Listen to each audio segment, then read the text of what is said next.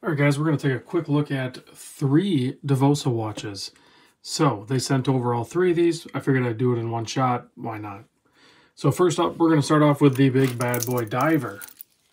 Now, the elephant in the room on this one is it's tritium tube. So it has T25 tritium tubes in it. You can get this one, the same kind of configuration in standard loom, but the tritium, kind of cool, kind of fun, right? So this guy here is called the Argonautic, I think is what it's called, right? Let's zoom and take a closer look at that dial. There you go. You can kind of see it written on there. And then you can see the T25 down below. You can clearly see those tritium tubes. Case, 42.65 millimeter. Lug to lug is a 51. The thickness is 13.5. I would have guessed it would have been thicker than that. It's 13.5. That's what I measured. The lug opening here is 22 millimeter. Bracelet does taper down to 20. You can see it's very heavy duty. Nice screw pins. 4 micro adjust on the clasp. Diver extension. Fold over, all that good stuff. Solid case back. It is a 30 Atmos water depth rating on this. So 1,000 feet. 7 millimeter signed screw down crown, keeping that water resistance. You have a 120 click bezel with a stainless steel bezel insert. They call the steel on this actually Beyond Steel. So it's, I don't know what formula of stainless steel it is. It's not 904, but it's, you know, it's better properties. So I don't know if it's just regular 316L or what it is, but they claim it. I'll put a link down below. They claim they call it Beyond Steel, whatever that is. Nice bezel action. Helium escape valve as well. And the movement inside, they call it a DAV or DAV for Davosa 3021, but it's the Sellita SW200. So automatic, hand wind, hacking, just a good Swiss movement inside a Swiss watch. There you go. Now, you can see there's some scratches on there. These watches, that wiped off. It isn't a scratch. Is that a scratch? Nope, that wiped off too. Maybe their steel is Beyond Steel. It just wipes right off. Next up, we're going to do this guy here. This is the Newton Speedometer. Now, this one's more automotive themed. A little bit larger in dimensions, but check out that dial. It's kind of like a speedometer. Takes a second to comprehend what's going on here, right? So you have your running seconds in the middle. Yeah, that's ticking. See? I know you were thinking, hey, Rob, there's no seconds hand. Deal breaker. No, it's right there in the middle. It's just a disc is all. No big deal. This is your minute hand. So it's pointing towards, it's just after 30 minutes, so like 32 minutes. And then this is your hour. So you can see it's like in the 5.5, right? 55. Can't drive 55. So the red arrow points up towards your hour. It's 5.5.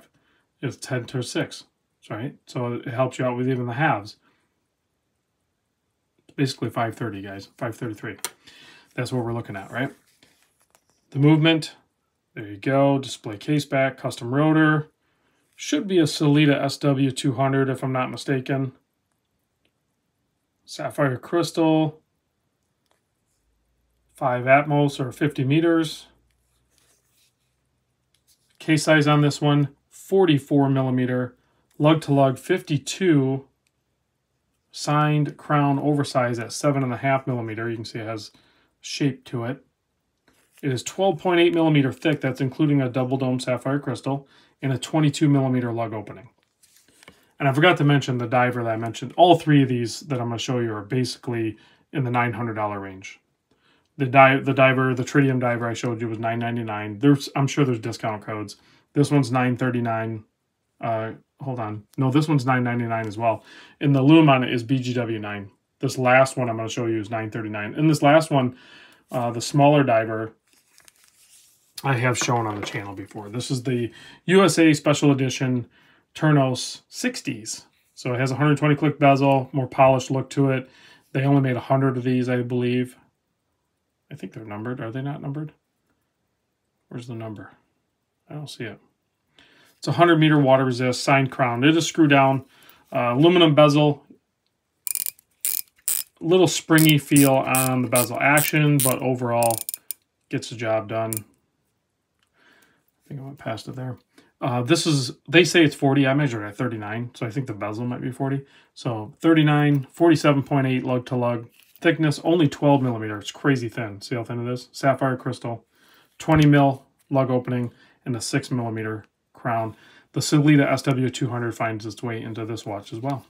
These are demo models. That's why they might be a little grimy or something. Here it is on my 7 1/4 inch wrist. You can see what that looks like. Of course, we'll try this guy on. I'll put it all the way on. 44 millimeter, nice leather strap, oversized watch. Fun display for that guy. And then, of course, the big bad boy diver with the bracelet on backwards, throwing me off. But there it is on my 7 1/4 inch wrist. Still only 13.5. Keep that in mind. 13.5 spread out, basically 42.5 kind of by 51, but only 13.5. That's like the thickness of a Seiko SKX. So still really comfortable on wrist. Kind of wraps around the wrist a little bit. And then you get those tritium tubes. They come in nice boxes and everything. They sent them over just like this. I didn't get any boxes with these ones. Let's do a lume shot, and then I'll also probably have to show the tritium tubes with my UV light. So I'll put a link down below to all of these.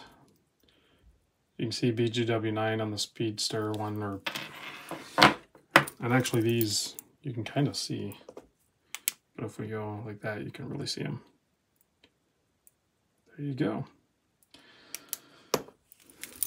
Thanks for watching. I'll catch you on the next vid.